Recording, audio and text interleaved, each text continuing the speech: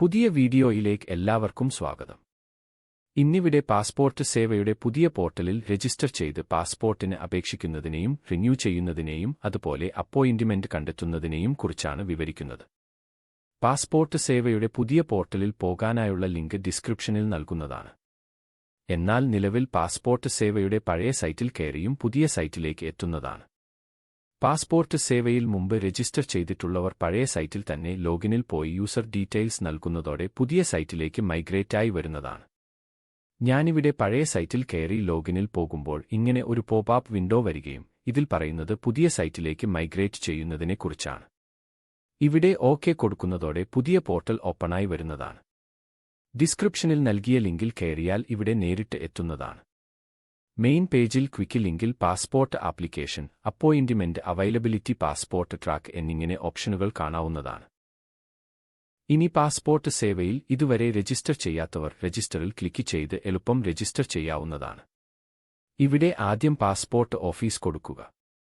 കേരളത്തിൽ നമുക്ക് നമ്മുടെ തൊട്ടടുത്തുള്ള പാസ്പോർട്ട് സേവ ഏതാണെന്ന് കണ്ടെത്താനായി മെയിൻ പേജിൽ ഏറ്റവും താഴെ ഈ കാണുന്ന മാപ്പിന് മുകളിൽ നമ്മുടെ പിൻകോഡ് നൽകി ഇവിടെ ക്ലിക്ക് ചെയ്താൽ നമുക്കടുത്തുള്ള സേവാ കേന്ദ്രം ചുവപ്പടയാളത്തിൽ കാണിക്കുന്നതാണ്.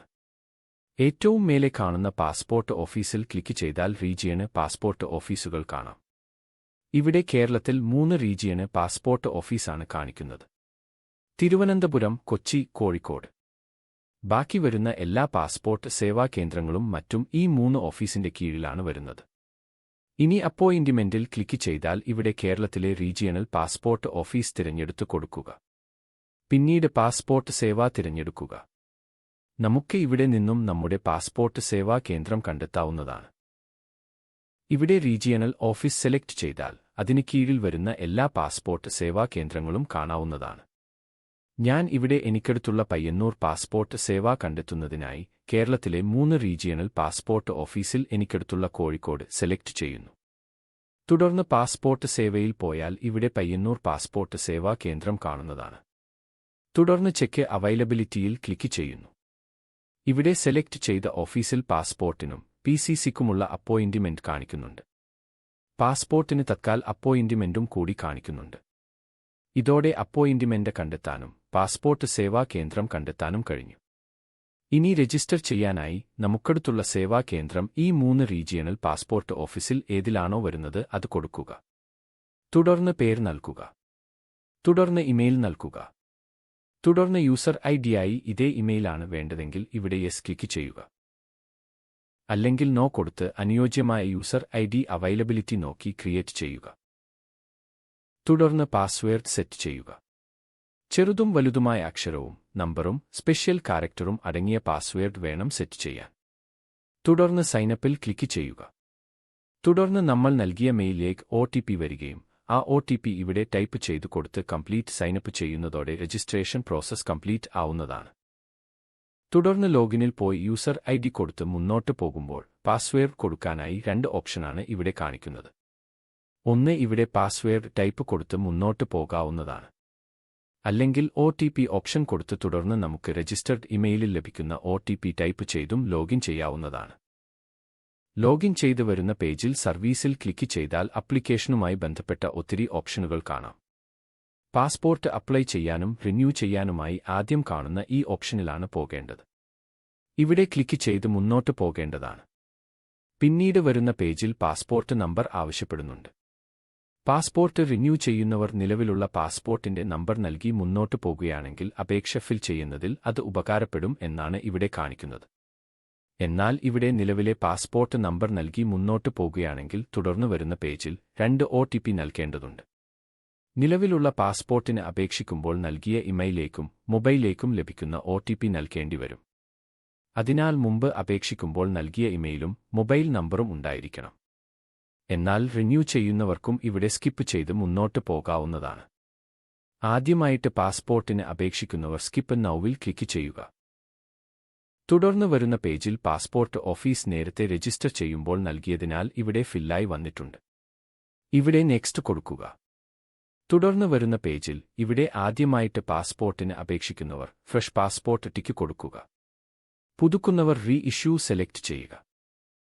ഇഷ്യൂ സെലക്ട് ചെയ്യുന്നവർക്ക് തുടർന്ന് പുതുക്കാനുള്ള കാരണം കൂടി കൊടുക്കേണ്ടതാണ്.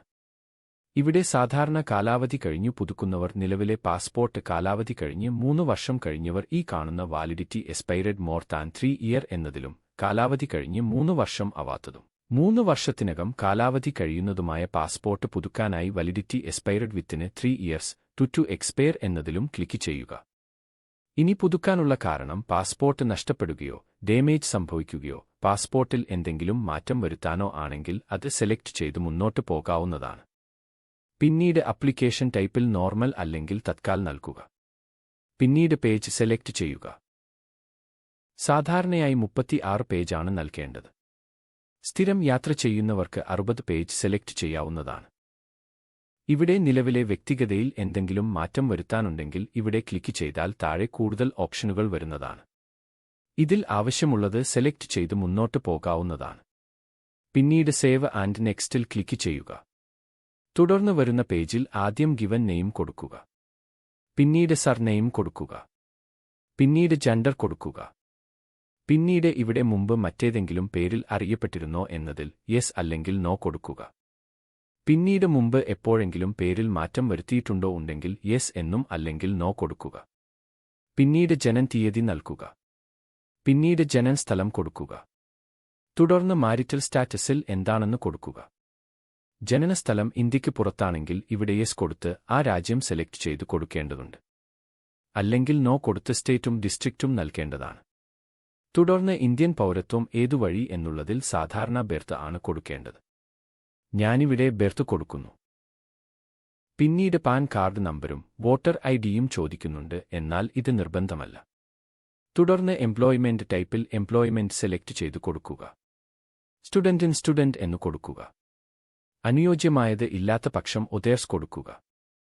പിന്നീടിവിടെ ചോദിക്കുന്നത് പാരന്റ്സ് അല്ലെങ്കിൽ സ്പൗസ് സർക്കാർ ജീവനക്കാരാണോ എന്നാണ്. ആണെങ്കിൽ യെസ് അല്ലെങ്കിൽ നോ കൊടുക്കുക. പിന്നീട് എഡ്യൂക്കേഷൻ ക്വാളിഫിക്കേഷൻ സെലക്ട് ചെയ്ത് കൊടുക്കുക. ഇത് സെലക്ട് ചെയ്യുന്നതോടെ ECR ഓട്ടോമാറ്റിക് വരുന്നതാണ്. എന്നാലും കുട്ടികൾക്കും 50 വയസ്സിന് മുകളിലുള്ളവർക്കും യെസ് കൊടുത്തു പോകേണ്ടതാണ്. ECRുമായി ബന്ധപ്പെട്ട് എന്തൊക്കെ ഡോക്യുമെന്റ്സാണ് വേണ്ടതെന്നറിയാൻ ഈ ലിങ്കിൽ ക്ലിക്ക് ചെയ്താൽ കാണാവുന്നതാണ്. പിന്നീട് ഇവിടെ ഐഡന്റിഫിക്കേഷൻ മാർക്ക് നിർബന്ധമല്ല. പിന്നീട് ആധാർ കാർഡ് നമ്പർ ഉണ്ടെങ്കിൽ കൊടുക്കാവുന്നതാണ്. ആധാർ നമ്പർ നൽകി ഇവിടെ യെസ് കൊടുത്തു പോകുന്നതാണ് നല്ലത്. പിന്നീട് സേവ് ആൻഡ് നെക്സ്റ്റ് കൊടുക്കുക.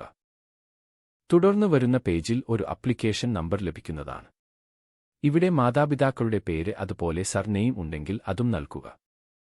മാരീഡ് ആണെങ്കിൽ പങ്കാളിയുടെ പേരും നൽകാവുന്നതാണ്. എല്ലാ വിവരങ്ങളും നൽകിയതിനു ശേഷം നെക്സ്റ്റ് കൊടുക്കുക. തുടർന്ന് വരുന്ന പേജിൽ അഡ്രസ് വിവരങ്ങൾ നൽകാനുള്ളതാണ്. പ്രസന്റ് അഡ്രസ് ഇന്ത്യക്ക് പുറത്താണെങ്കിൽ യെസ് കൊടുത്ത് അവിടുത്തെ അഡ്രസ് നൽകേണ്ടി വരുന്നതാണ്. ഇവിടെ നോ കൊടുക്കുന്നു. ഇവിടെ വീട് നമ്പർ, പേര്, സ്ട്രീറ്റ് പേര്, തുടർന്ന് വില്ലേജ് പേര്, പിൻ നമ്പർ, പിന്നീട് സ്റ്റേറ്റ്, ഡിസ്ട്രിക്റ്റ് എന്നിവ നൽകുക. ഡിസ്ട്രിക്റ്റ് കൊടുക്കുമ്പോൾ റൂറൽ അല്ലെങ്കിൽ സിറ്റി കൃത്യമായി നിങ്ങളുടെ പോലീസ് സ്റ്റേഷൻ എവിടെയാണ് വരുന്നത് അതിനനുസരിച്ച് സെലക്ട് ചെയ്തു കൊടുക്കുക. പാസ്പോർട്ട് പുതുക്കുന്നവർ നിലവിൽ മാറ്റമൊന്നുമില്ലെങ്കിൽ നിലവിലെ പാസ്പോർട്ടിൽ ഉള്ളതുപോലെ കൊടുക്കുക. പിന്നീട് മൊബൈൽ നമ്പർ നൽകുക. വേരിഫിക്കേഷനും മറ്റും വിളിക്കുമ്പോൾ കിട്ടാവുന്ന നമ്പർ നൽകുക. പിന്നീട് ഇമെയിൽ അഡ്രസ് നൽകുക. തുടർന്ന് പെർമനന്റ് അഡ്രസ് ഉണ്ടോ എന്നതിൽ യെസ് കൊടുത്ത് പ്രസന്റ് അഡ്രസ്സും പെർമനന്റ് അഡ്രസ്സും ഒന്നാണെങ്കിൽ ഇവിടെയും യെസ് കൊടുക്കുക. ഇനി മാറ്റമുണ്ടെങ്കിൽ നോ കൊടുത്ത് അഡ്രസ് ടൈപ്പ് ചെയ്തു കൊടുക്കാവുന്നതാണ്. അങ്ങനെ കൊടുക്കുമ്പോൾ അതിനുള്ള പ്രൂഫ് ചിലപ്പോൾ വേറെ കൊടുക്കേണ്ടി വരുന്നതാണ്. പിന്നീട് സേവ് ആൻഡ് നെക്സ്റ്റിൽ ക്ലിക്ക് ചെയ്യുക. തുടർന്ന് വരുന്ന പോപ്പ് വിൻഡോയിൽ ഓക്കെ കൊടുക്കാവുന്നതാണ്. തുടർന്ന് വരുന്ന പേജിൽ എമർജൻസി കോണ്ടാക്ട് വിവരങ്ങളാണ് നൽകേണ്ടത്. ഇവിടെ രക്ഷകർത്താവിന്റെ പേരും മൊബൈൽ നമ്പരും കൊടുക്കേണ്ടതാണ്. ആരുടെ വേണമെങ്കിലും കൊടുക്കാവുന്നതാണ്. നമ്മൾ മുമ്പ് നൽകിയ അതേ നമ്പരും കൊടുക്കാവുന്നതാണ്. കുട്ടികളാണെങ്കിൽ പാരന്റിന്റെ പേരും നമ്പരും കൊടുക്കാവുന്നതാണ്. പിന്നീട് സേവ് ആൻഡ് നെക്സ്റ്റ് കൊടുക്കുക.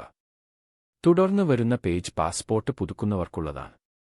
നിലവിലെ പാസ്പോർട്ടിന്റെ വിവരങ്ങൾ അതേപടി നൽകുക. ഇവിടെ ഫയൽ നമ്പറിൽ പാസ്പോർട്ടിന്റെ അവസാനത്തെ പേജിൽ ഏറ്റവും താഴെ കാണുന്ന ഫയൽ നമ്പർ നൽകുക. മുമ്പ് ഏതെങ്കിലും അപേക്ഷ തടഞ്ഞുവെക്കുകയോ മറ്റോ ചെയ്തിട്ടുണ്ടെങ്കിൽ ഇവിടെ യെസ് കൊടുത്ത് അതിന്റെ നമ്പർ കൊടുക്കേണ്ടതുമാണ്. അല്ലാത്ത പക്ഷം നോ കൊടുത്ത് സേവ് ആൻഡ് നെക്സ്റ്റിൽ ക്ലിക്ക് ചെയ്യുക. ഇവിടെ നോ കൊടുത്ത് മുന്നോട്ട് പോകേണ്ടതാണ്. ഓരോന്നും വായിച്ചു മനസ്സിലാക്കി അതിനനുസരിച്ചു പോകുക. സാധാരണ എല്ലാം നോ ആണ് കൊടുക്കേണ്ടത്.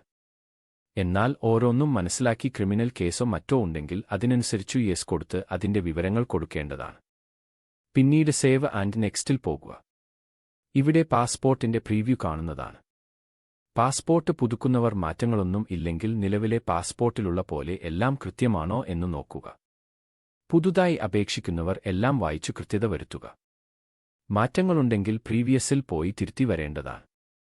പിന്നീട് ഇവിടെ കാണുന്ന ടിക്ക് ബോക്സിൽ ടിക്ക് കൊടുത്ത് സേവ് ആൻഡ് നെക്സ്റ്റിൽ ക്ലിക്ക് ചെയ്യുക. തുടർന്ന് വരുന്ന പേജിൽ ഏജ് തെളിയിക്കുന്ന ഡോക്യുമെന്റ് സെലക്ട് ചെയ്തു കൊടുക്കുക. പിന്നീട് അഡ്രസ് തെളിയിക്കുന്ന ഡോക്യുമെന്റ് സെലക്ട് ചെയ്യുക. തുടർന്ന് താഴെ ടിക്ക് മാർക്കിൽ ടിക്ക് കൊടുത്ത് സ്ഥലവും രേഖപ്പെടുത്തി സേവ് കൊടുക്കുക. തുടർന്ന് വരുന്ന പോപ്പ് വിൻഡോയിൽ ഓക്കെ കൊടുക്കുക. ശേഷം വരുന്ന പേജിൽ പ്രിവ്യൂ ക്ലിക്ക് ചെയ്താൽ അപേക്ഷയുമായി ബന്ധപ്പെട്ട് നൽകിയ എല്ലാ വിവരങ്ങളും കാണാം. ഇവിടെ നിന്നും പ്രിന്റ് എടുക്കുകയും ചെയ്യാവുന്നതാണ്. എല്ലാം വായിച്ചു നോക്കി കൃത്യത വരുത്തുക. തുടർന്ന് പഴയ പേജിലേക്ക് തിരികെ പോകുക. ഇവിടെ ഐ അഗ്രിയിൽ ടിക്ക് കൊടുത്ത് സബ്മിറ്റ് കൊടുക്കുക. തുടർന്ന് വരുന്ന പോപ്പ് വിൻഡോയിൽ പ്രിന്റ് എടുക്കാനുള്ള ഓപ്ഷനും പേ ചെയ്ത് അപ്പോയിന്റ്മെന്റ് ബുക്ക് ചെയ്യാൻ വേണ്ടിയുള്ള ലിങ്കും കാണാവുന്നതാണ്. ഇപ്പോൾ പേയ്മെന്റ് ചെയ്ത് അപ്പോയിന്റ്മെന്റ് ബുക്ക് ചെയ്യുന്നില്ലെങ്കിൽ പിന്നീട് ഇവിടെ മൈ ആപ്ലിക്കേഷൻ ക്ലിക്ക് ചെയ്താൽ നേരത്തെ ഫിൽ ചെയ്ത ആപ്ലിക്കേഷൻ കാണാവുന്നതാണ്. ഇവിടെ ഈ കാണുന്ന ടോട്ടൽ ക്ലിക്ക് ചെയ്ത് വ്യൂവിൽ ക്ലിക്ക് ചെയ്താൽ വരുന്ന പേജിൽ പേ ആൻഡ് ഷെഡ്യൂൾ അപ്പോയിന്റ്മെന്റ് ലിങ്കിൽ പോയി മുന്നോട്ട് പോകാവുന്നതാണ്. ഇവിടെ ക്ലിക്ക് ചെയ്ത് വരുന്ന പേജിൽ നമുക്കടുത്തുള്ള PSK സെലക്ട് ചെയ്തു കൊടുക്കുക. തുടർന്ന് വരുന്ന പോപ്പ് വിൻഡോയിൽ ഓക്കെ കൊടുക്കുക. വലത് ഭാഗത്ത് ഏറ്റവും അടുത്ത അപ്പോയിന്റ്മെന്റ് അവൈലബിലിറ്റി കാണാവുന്നതാണ്. ഇവിടെ അപ്പോയിന്റ്മെന്റിന്റെ തീയതി സെലക്ട് ചെയ്തു കൊടുക്കുക. തുടർന്ന് മാർക്ക് പേയ്മെന്റിൽ ക്ലിക്ക് ചെയ്യുക. തുടർന്ന് വരുന്ന പോപ്പ് വിൻഡോയിൽ ഓക്കെ കൊടുക്കുക. തുടർന്ന് അപ്ലിക്കന്റിന്റെ ഡീറ്റെയിൽസും അമൗണ്ടും കാണിക്കുന്നതാണ്. തുടർന്ന് പേ നൗവിൽ ക്ലിക്ക് ചെയ്ത് വരുന്ന പേജിൽ അനുയോജ്യമായ പേയ്മെന്റ് ഓപ്ഷനിലൂടെ പേ ചെയ്യാവുന്നതാണ്. പേയ്മെന്റ് കഴിഞ്ഞു വരുന്ന പേജിൽ നിന്നും അപ്പോയിന്റ്മെന്റ് റിസിപ്റ്റ് പ്രിന്റ് എടുക്കാവുന്നതാണ്. വീണ്ടും റിസിപ്റ്റ് പ്രിന്റ് ചെയ്യണമെങ്കിൽ മെയിൻ പേജിൽ മൈ ആപ്ലിക്കേഷൻ ക്ലിക്ക് ചെയ്ത് വരുന്ന പേജിൽ ഈ കാണുന്ന ടോട്ടൽ ക്ലിക്ക് ചെയ്ത് വ്യൂവിൽ ക്ലിക്ക് ചെയ്ത് വരുന്ന പേജിൽ നിന്നും പ്രിന്റ് എടുക്കാവുന്നതാണ്. ഇനി ഡോക്യുമെന്റ് അപ്ലോഡുമായി ബന്ധപ്പെട്ട് ഇവിടെ ഡിജിലോക്കർ ആക്സസ് മാത്രമാണ് നിലവിലുള്ളത്. എന്നാൽ നിലവിൽ ഡോക്യുമെന്റ് അപ്ലോഡ് ചെയ്യേണ്ട ആവശ്യമില്ല. അപ്പോയിന്റ്മെന്റിന് പോകുമ്പോൾ ഡോക്യുമെന്റുമായി പോയാൽ മതിയാവുന്നതാണ്. ഇനി മെയിൻ പേജിൽ ഇടത് ഭാഗത്തുള്ള ഫീ ഡീറ്റെയിൽസിൽ ക്ലിക്ക് ചെയ്താൽ പാസ്പോർട്ടിന്റെ ഫീസ് വിവരങ്ങൾ അറിയാനായി ഇവിടെ വിവരങ്ങൾ നൽകിയാൽ നോർമൽ ഫീസും തത്കാൽ ഫീസും അതുപോലെ കുട്ടികൾക്കുള്ള പാസ്പോർട്ടിന്റെ ഫീസും കാണിക്കുന്നതാണ്. വീഡിയോ ഇഷ്ടമായാൽ ലൈക്ക് കൊടുത്ത് ഷെയർ ചെയ്യുക. ഇതുപോലുള്ള വീഡിയോകൾക്കായി ചാനൽ സബ്സ്ക്രൈബ് ചെയ്യുക.